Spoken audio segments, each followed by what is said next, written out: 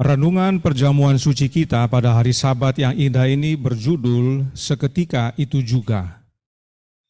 Sesudah Yesus memberikan makan 5.000 orang, dia menyingkir ke gunung seorang diri. Murid-muridnya naik perahu dan pergi menyeberang ke Kapernaum. Kemudian saat laut bergelora, Yesus datang berjalan di atas air.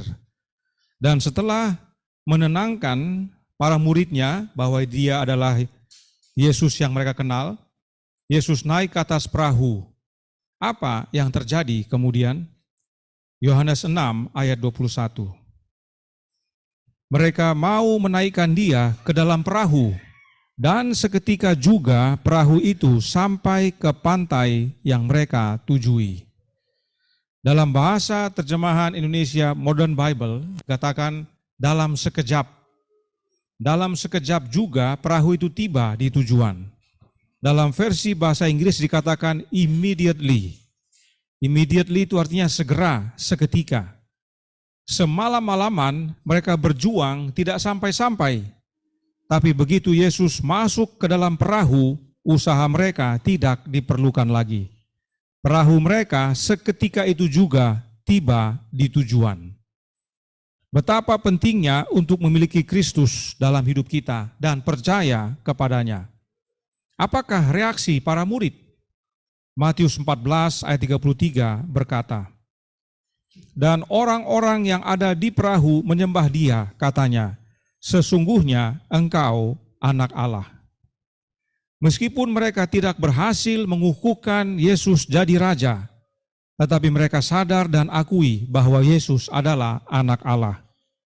Nah, besoknya orang-orang yang baru saja menikmati makan roti yang Yesus sediakan mencari Yesus di Kapernaum.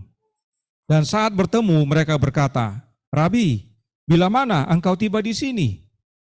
Istilah lainnya, "Kapan engkau tiba di sini?"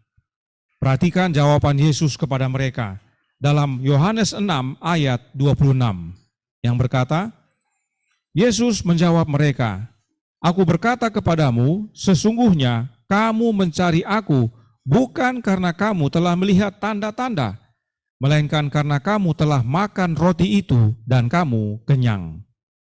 Yesus tidak menjawab kapan dia sampai di Kapernaum, tetapi memberi nasihat bahwa jangan hanya mencari makanan jasmani, tapi perhatikan apa yang terjadi. Artinya, Yesus tahu bahwa mereka ikut dia karena cari makan dan bukan karena melihat bagaimana cara Yesus sediakan makan. Jika mereka melihat dan mengerti cara Yesus menyediakan makan, maka bukan hanya mereka akui Yesus adalah anak Allah, tapi mereka juga tidak khawatir akan kebutuhan jasmani mereka. Sebab bersama Yesus kebutuhan kita tersedia, jasmani dan rohani. Karenanya Yesus lanjutkan dalam Yohanes 6 ayat 27. "Bekerjalah bukan untuk makanan yang akan dapat binasa, melainkan untuk makanan yang bertahan sampai kepada hidup yang kekal, yang akan diberikan Anak Manusia kepadamu, sebab dialah yang disahkan oleh Bapa Allah dengan meterainya." Yesus menyatakan bahwa ikut dia bukan untuk makanan jasmani, tapi makanan yang bertahan sampai kepada kehidupan yang kekal, yang akan Yesus berikan kepada mereka yang percaya. Sebab Yesuslah satu-satunya yang Bapa meteraikan menjadi saluran kehidupan. Dengan apa Bapa meteraikan anaknya? Dengan rohnya Bapa yang kudus. Baca Efesus 1 ayat 13 dan Yohanes 3 ayat 34. Perhatikan jawaban orang banyak kepada Yesus dalam ayat 28 dan 29.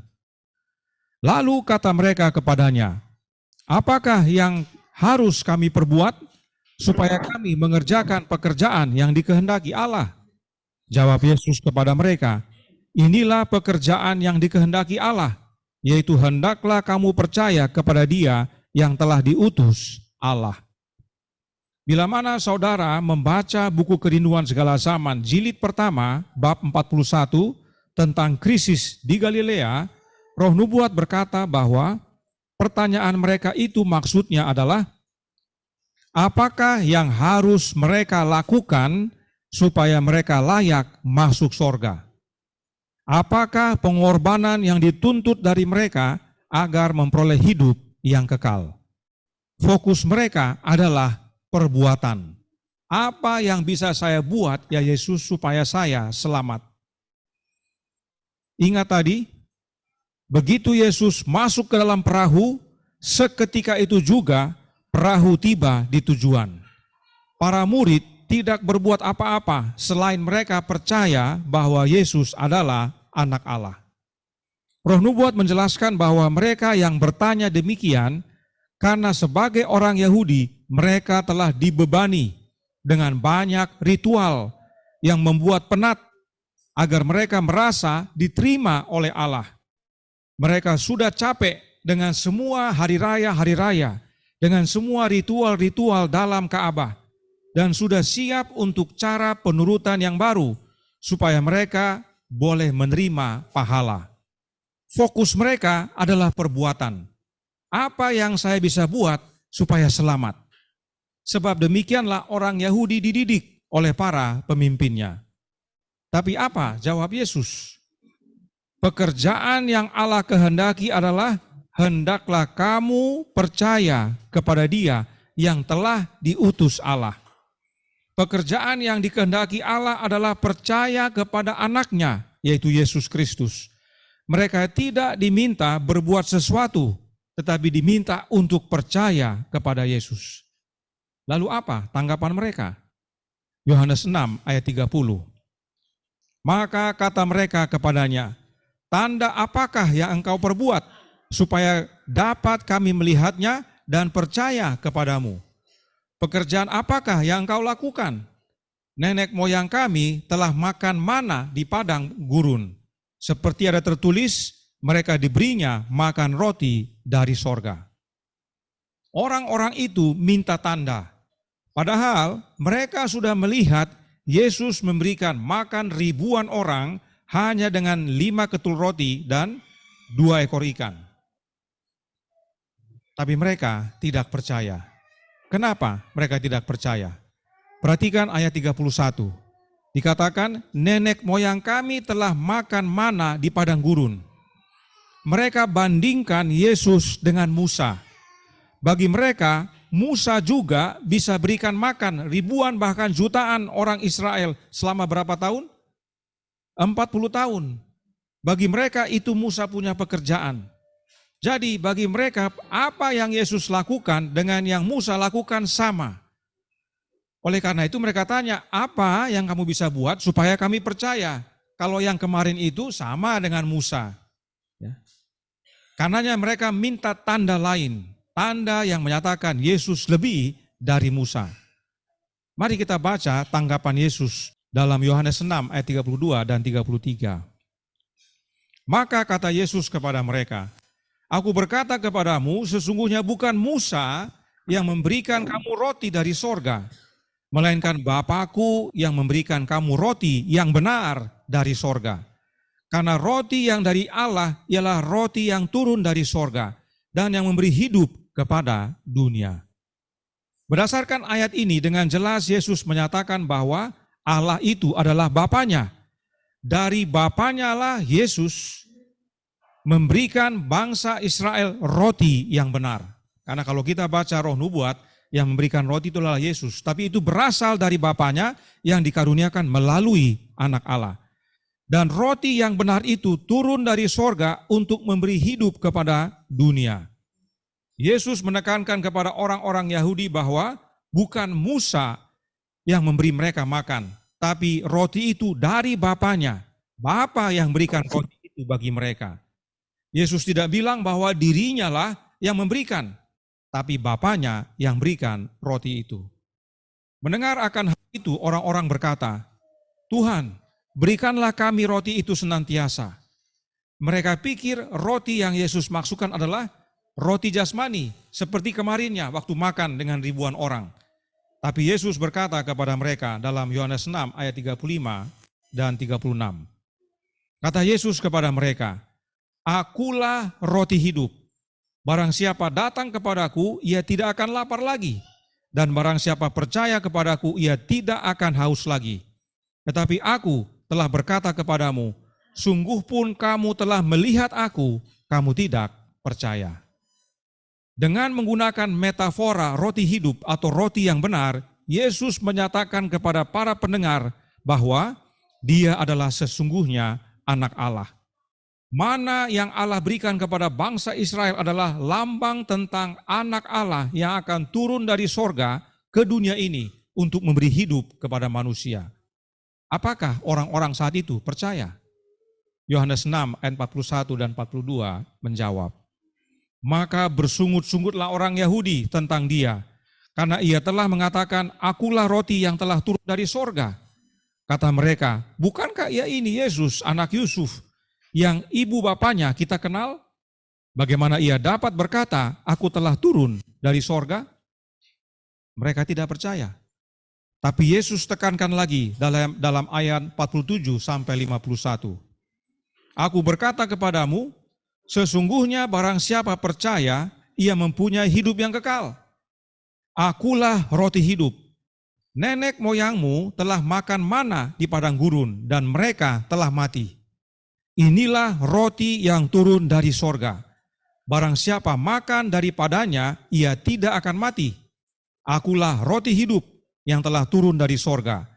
Jikalau seorang makan dari roti ini, ia akan hidup selama-lamanya. Dan roti yang kuberikan itu ialah dagingku yang akan kuberikan untuk hidup dunia. Yesus tekankan kembali bahwa Dialah roti yang benar yang turun dari sorga. Roti yang Bapanya berikan. Karenanya, berdasarkan penjelasan Yesus, Bapanya lah sumber roti hidup itu. Sebab Bapalah yang memberikan roti hidup tersebut. Karenanya, apakah dapat kita sebut Allah Bapa adalah roti hidup? Ya, kita bisa sebut Allah Bapa adalah roti hidup. Itu sebabnya dalam bilik suci, dalam Ka'bah, ada 2 tumpuk roti. Sebab alamiah Bapa dan anaknya sama, yaitu alamiah roti hidup. Bapa adalah roti hidup dan karenanya Dia berikan anaknya yang keluar dari dirinya, yang adalah roti hidup itu juga, untuk menjadi hidup bagi dunia. Karenanya, melalui metafora roti hidup, Yesus mengabarkan bahwa Dia adalah anak Allah yang sesungguhnya. Dan bila mereka percaya kepadanya, itulah pekerjaan yang Bapa kehendaki, yang memberikan kehidupan kekal.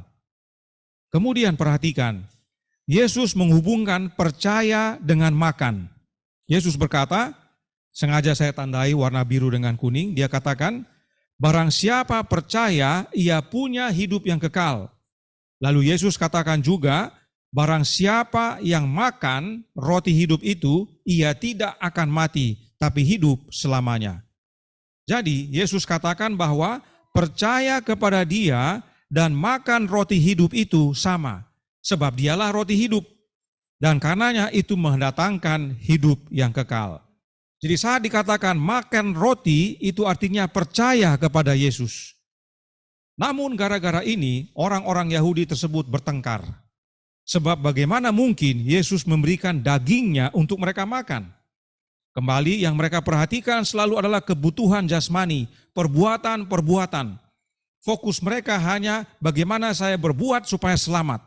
Sementara Yesus ulang-ulang nyatakan bahwa sesuatu yang lebih baik, yaitu makanan rohani yang menghasilkan kehidupan kekal. Dan apa yang Yesus katakan bukan hal yang baru. Para rabi sudah gunakan metafora yang sama. Kita buka Yeremia 15 ayat 16. Yeremia 15 ayat 16 berkata, apabila aku bertemu dengan perkataan-perkataanmu, maka aku menikmatinya. Firman-Mu itu menjadi kegirangan bagiku dan menjadi kesukaan hatiku. Sebab namamu telah diserukan atasku, ya Tuhan, Allah semesta alam. Dalam versi terjemahan baru bahasa Indonesia dikatakan, aku menikmatinya. Tetapi dalam versi King James dikatakan, aku memakannya.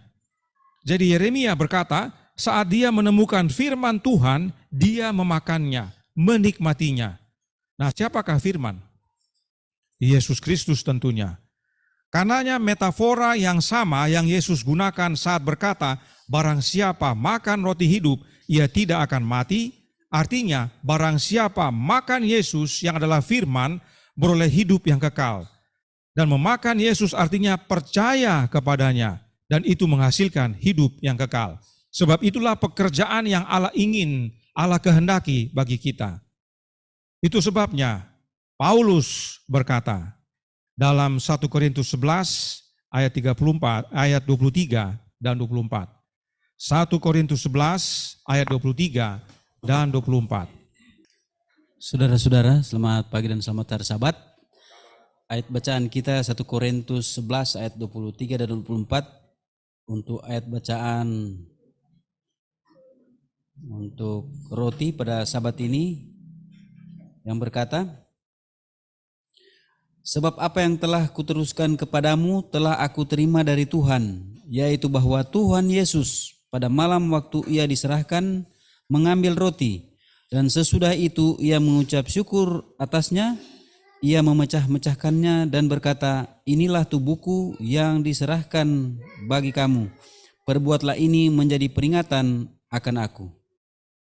Saudara-saudara yang bisa bertelut, baik kita yang ada di tempat ibadah maupun yang ada di Zoom, mari kita bertelut sebelum kita makan roti hidup yang dilambangkan dengan roti yang kita makan. Kita akan berdoa bersama-sama. Ya Allah, Bapa kekal yang berdiam dalam tahta kemuliaan surga, Allah yang kami sembah siang dan malam, terpujilah namamu di pagi Sabat yang suci dan diberkati ini. Pada kesempatan ini kami datang lagi menghampiri hadirat-Mu melalui Putra Tunggal-Mu Yesus Kristus yang adalah Tuhan dan Juru Selamat pengantara kami. Bapa di surga, kami mengucap syukur atas pemberian-Mu. Engkau telah mengaruniakan anak-Mu yang tunggal bagi kami manusia, agar olehnya kami boleh mendapatkan hidup yang kekal. Pada pagi Sabat yang suci dan diberkati ini, dalam rangkaian ibadah kami, pada kesempatan ini Bapa, ketika kami akan makan roti yang melambangkan tubuh-Mu yang sudah tercabik-cabik di kayu salib, kami memohon kepadamu Engkau memberkati masing-masing kami ya Bapa. Biarlah roti yang akan kami makan ini boleh membawakan pembaharuan di dalam kehidupan kami melalui kami menerima anak-Mu, Yesus Kristus menjadi Juru Selamat penebus kami. Bapa di surga, berkati kami ya Tuhan, sebagaimana kami ada, kiranya hati kami mau diserahkan sepenuhnya bagi-Mu agar kami boleh sungguh-sungguh di dalam melayani Engkau selagi Engkau memberikan kami untuk hidup di atas dunia ini. Bapa di surga, kiranya kuat kuasa-Mu boleh menjadi bagian kami ketika kami makan roti yang melambangkan tubuh anak-Mu yang sudah terpaku di atas kayu salib. Agar oleh kuat kuasa itu ya Bapa, kami boleh dimampukan untuk hidup sebagai anak-anak-Mu di atas muka bumi ini. Inilah yang menjadi doa kami Bapa. Sempurnakan dalam nama Yesus yang adalah Tuhan dan Juru Selamat pengantara kami. Amin. Terima kasih. Bagi para diakon boleh bagikan roti. Demikian juga bagi yang di rumah, kepala rumah tangga, imam-imam boleh bagikan roti kepada anggota keluarga. Saudaraku dalam Tuhan, Paulus berkata dalam 1 Korintus 10 ayat 17. 1 Korintus 10 ayat 17 berbunyi, karena roti adalah satu, maka kita sekalipun banyak adalah satu tubuh, sebab roti itu adalah lambang tubuh Yesus. Karena kita semua mendapat bagian dalam roti yang satu itu. Inilah pentingnya kita memakan roti yang adalah tubuh Yesus. Cuman satu roti yang benar, roti hidup. Cuman satu tubuh, yaitu tubuh Kristus. Sebagaimana kita makan roti nantinya, ingat bahwa itu adalah lambang. Lambang untuk menjadi bagian daripada tubuh Yesus. Lambang daripada menjadi bersatu dengan Dia. Dan itu nantinya menjadi perubahan bagi hidup kita. Penting untuk menerima ini, karena nanti kita akan lihat maknanya. Biarlah masing-masing kita berdoa dan mengingat bahwa apa yang kita makan ini adalah lambang yang menjadi pedoman penting bagi kita adalah ini menjadi bagian hidup kita. Yesus menjadi bagian hidup kita, kita satu dengan Dia, kita bagian daripada tubuhnya. Mari kita berdoa masing-masing dan makan. Yohanes 6 ayat 57 berkata, sambil makan, ya silahkan, baik yang di Zoom juga. Sama seperti Bapa yang hidup mengutus aku, dan aku hidup oleh Bapa, demikian juga barang siapa yang memakan aku, akan hidup oleh aku. Dalam Alkitab Bahasa Indonesia dikatakan, aku hidup oleh Bapa. Hal yang serupa disampaikan oleh versi King James, I live by the Father, atau yang artinya, aku hidup karena Bapa. Kedua terjemahan ini dengan jelas menyatakan bahwa Yesus hidup oleh karena Bapanya. Dan hal ini jelas lagi dinyatakan dalam terjemahan American Standard Version yang berkata, I live because of the Father. Artinya, aku hidup oleh karena Bapa. Dan hal yang sama dinyatakan dalam Alkitab terjemahan Indonesia yang lama, yaitu, aku pun hidup oleh karena Bapa itu. Jadi Yesus hidup karena menerima hidup dari Bapanya. Itu sebabnya Yesus yang keluar dari Bapa menerima hidup Bapa itu. Yesus menerima hidup dari Bapanya. Kebenaran ini tidak diajarkan lagi dalam gereja. Karenanya saat kita memakan roti hidup, itu adalah lambang kita menerima hidup yang berasal dari Bapa. Dengan memakan Yesus, kita akan hidup oleh Yesus. Dan sebagaimana Yesus hidup dari Bapa, kita hidup dari Yesus, kita menerima hidup yang dari Bapa itu. Inilah pentingnya kita makan roti. Tentang hal ini, Roh Nubuat berkata dalam The Spirit of Prophecy, volume 2, halaman 276, paragraf 2. Yesus menggunakan roti sebagai gambaran untuk menggambarkan kuasa rohnya yang menghidupkan. Mengapa roti jadi lambang rohnya Yesus yang menghidupkan? Karena Yesus adalah roti hidup, yaitu makanan yang memberi hidup bagi kita. Dan roh dalam Alkitab adalah hidup. Hidup Yesus, hidup yang menghidupkan. Mari kita kembali ke Yohanes pasal 6 dan kita baca ayat 53 sampai 55. Maka kata Yesus kepada mereka, aku berkata kepadamu, sesungguhnya jikalau kamu tidak makan daging anak manusia dan minum darahnya, kamu tidak mempunyai hidup dalam dirimu. Barang siapa makan dagingku dan minum darahku, ia mempunyai hidup yang kekal. Dan aku akan membangkitkan dia pada akhir zaman. Sebab dagingku adalah benar-benar makanan, dan darahku adalah benar-benar minuman. Dalam Injil lainnya, tentang darah, tentang minuman ini, Yesus berkata dalam Matius 26 ayat 27 dan 28. Sesudah itu ia mengambil cawan, mengucap syukur lalu memberikannya kepada mereka dan berkata, minumlah kamu semua dari cawan ini, sebab inilah darahku, darah perjanjian yang ditumpahkan bagi banyak orang untuk pengampunan dosa. Darah Yesus adalah darah perjanjian yang baru. Bukan sekedar lambang, tetapi kegenapan untuk pengampunan dosa. Dalam Alkitab, darah sama dengan hidup. Itu sebabnya Allah melarang umat-umatnya meminum darah atau makan darah. Tapi anehnya, Yesus berkata bahwa darahnya adalah benar-benar minuman. Kembali yang Yesus maksudkan adalah metafora. Darah itu adalah hidup dan darah Yesus adalah hidup Yesus yang dicurahkan pada saat dia disalibkan. Itu sebabnya pada waktu dia ditusuk dengan tombak, keluar air dengan darah. Darah yang tercurah melambangkan hidupnya yang diberikan kepada banyak orang untuk pengampunan dosa mereka. Yohanes 6 ayat 56 berkata, barang siapa makan dagingku dan minum darahku, ia tinggal di dalam aku dan aku di dalam dia. Suatu kalimat yang sering kita dengar. Tetapi di sini Yesus menghubungkan dengan makan dagingnya dan minum darahnya yang adalah roti hidup itu. Ingat tadi, roti hidup adalah daging dan darah Yesus. Roti hidup adalah lambang rohnya Yesus yang menghidupkan. Karenanya daging dan darahnya Yesus sama dengan rohnya Yesus. Sebab keduanya memberi hidup. Karenanya hal ini berhubungan dengan Roh Kudus. Kita tinggal dalam Yesus dan Yesus dalam kita oleh kehadiran rohnya yang kudus. Yohanes 14 ayat 20 berkata, pada waktu itulah kamu akan tahu bahwa aku di dalam Bapa-Ku dan kamu di dalam aku dan aku dalam kamu. Kemudian Yohanes 15 ayat 4, tinggallah di dalam aku dan aku dalam kamu.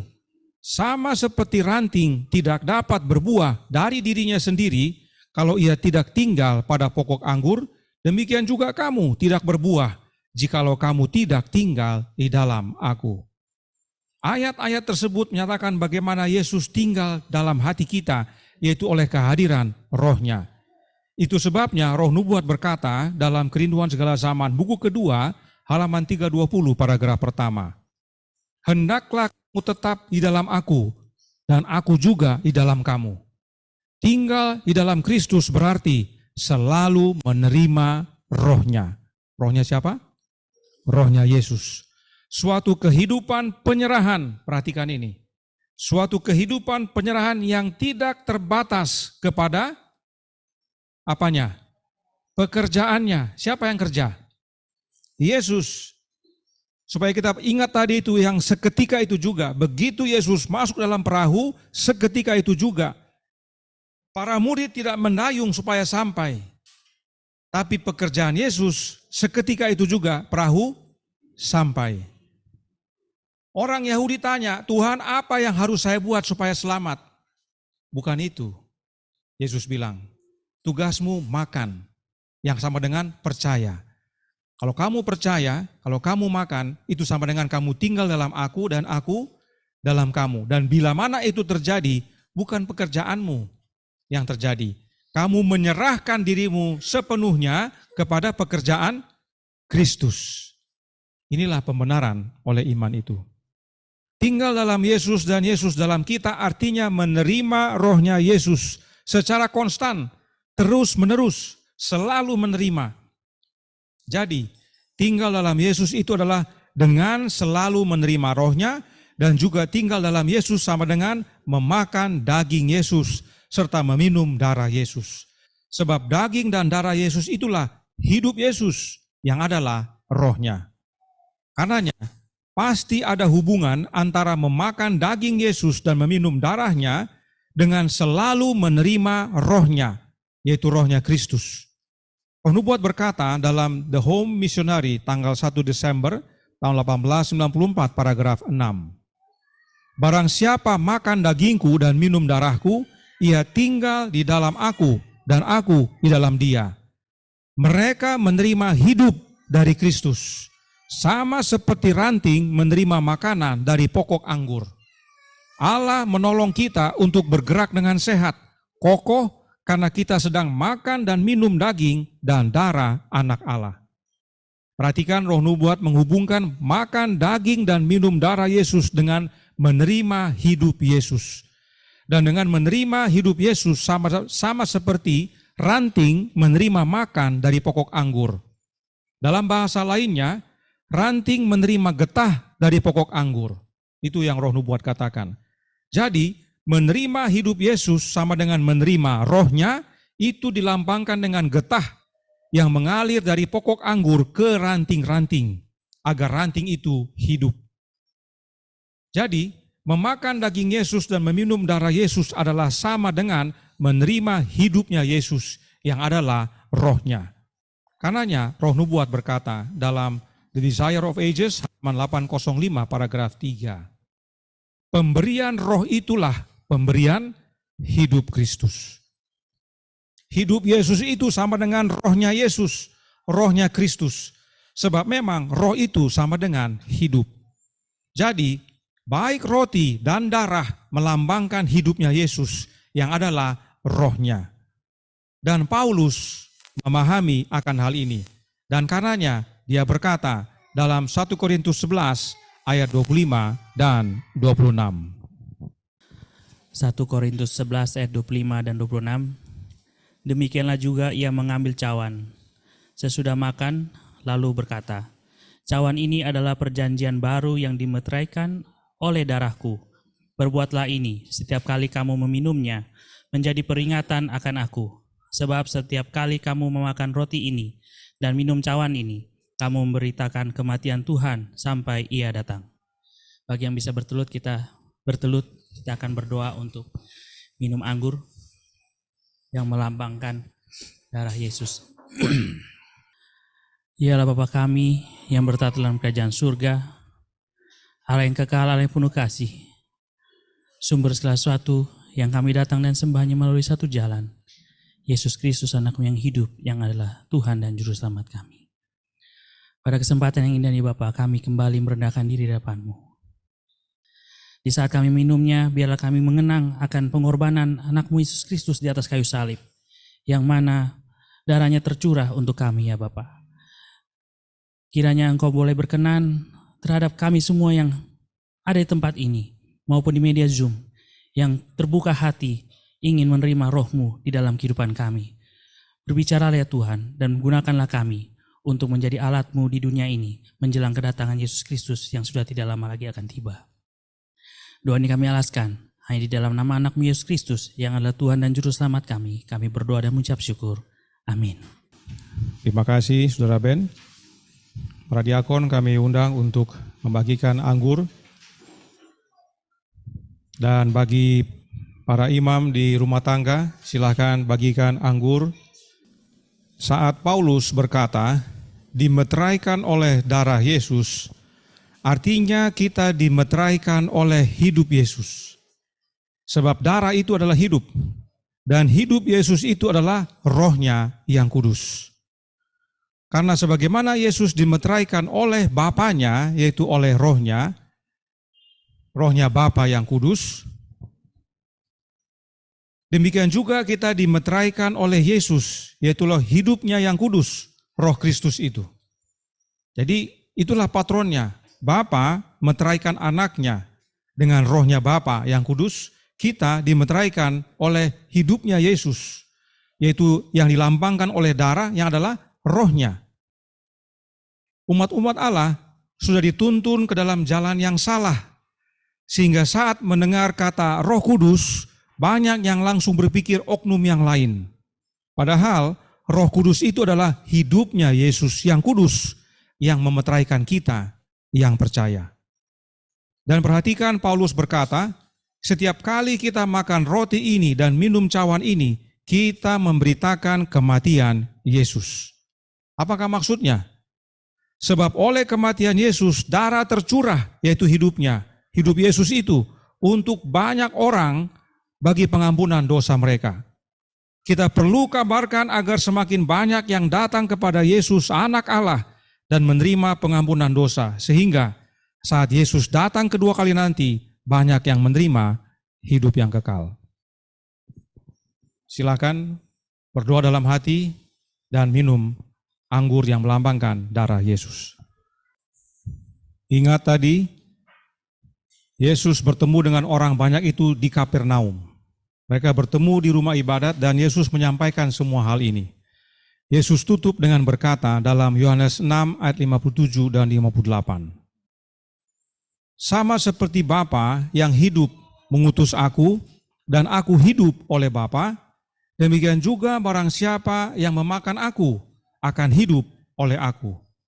Inilah roti yang telah turun dari sorga, bukan roti seperti yang dimakan nenek moyangmu, dan mereka telah mati. Barang siapa makan roti ini, ia akan hidup selama-lamanya. Inilah pentingnya kita mengikuti perjamuan suci dengan makan roti dan minum anggur, lambang darah Yesus, lambang hidup Yesus, agar kita mengabarkan bahwa melalui perjamuan suci ini, kita diingatkan akan pekerjaan kita yang Allah kehendaki, yaitu percaya kepada anaknya yang Bapa utus, yaitu Yesus Kristus, yang adalah roti hidup itu, agar kita menerima hidup yang dari Bapa melalui anaknya, yaitu hidup yang kekal itu. Dan karena kita sudah memakan daging dan darah Yesus yang adalah hidupnya, hidup Yesus itu, yaitu dengan menerima rohnya, maka kita berbuah. Sebab bukan kita lagi yang hidup, tetapi Kristus yang hidup dalam kita. Dan saudaraku dalam Tuhan, bila kita menerima Kristus dalam hidup kita, percaya bahwa Dia adalah anak Allah yang keluar dari Bapa, maka seketika itu juga kita sudah tiba di tujuan. Sebagaimana perahu para murid menerima Kristus masuk dalam perahu itu, seketika itu juga perahu itu tiba di tujuan.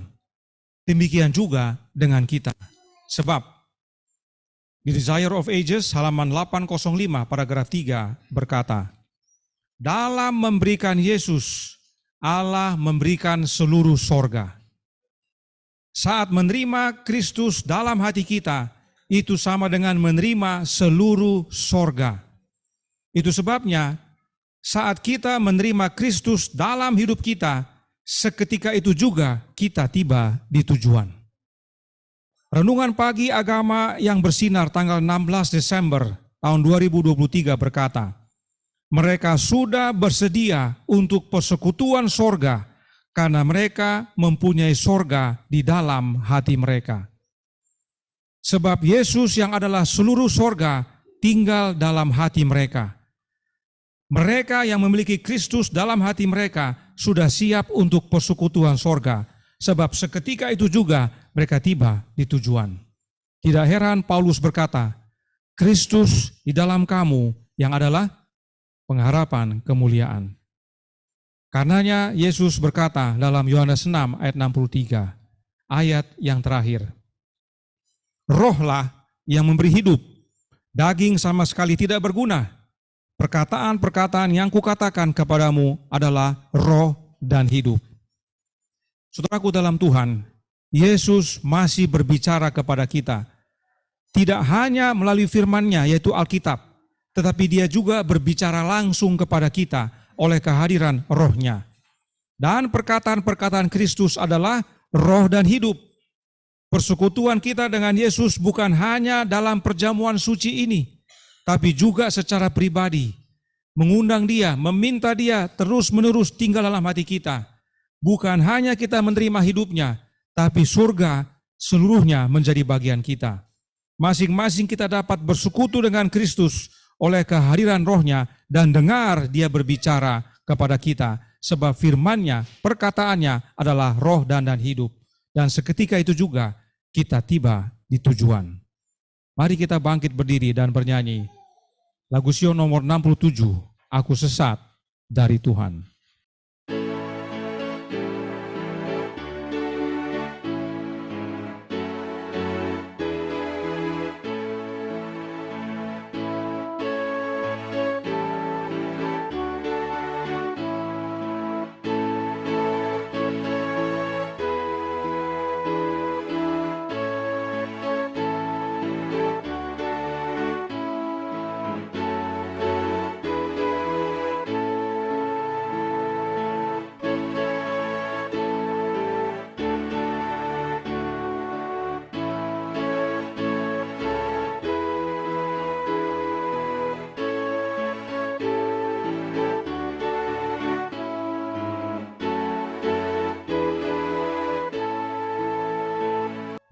Kita berdoa.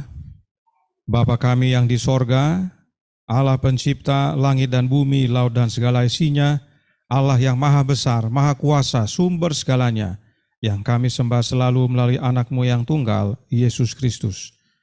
Terima kasih atas kesempatan menikmati upacara basuh kaki, yang menuntun kami untuk masuk dalam perjamuan suci, bersekutu bersama Kristus, memakan roti yang adalah lambang tubuh-Nya, dan meminum anggur yang merupakan lambang darah-Nya.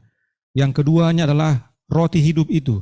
Yang keduanya adalah roh-Nya yang kudus, yang perlu kami terima sebagai pengampunan akan dosa, sebagai wujud kehadiran-Nya, dan bahkan sebagai wujud penerimaan seluruh sorga.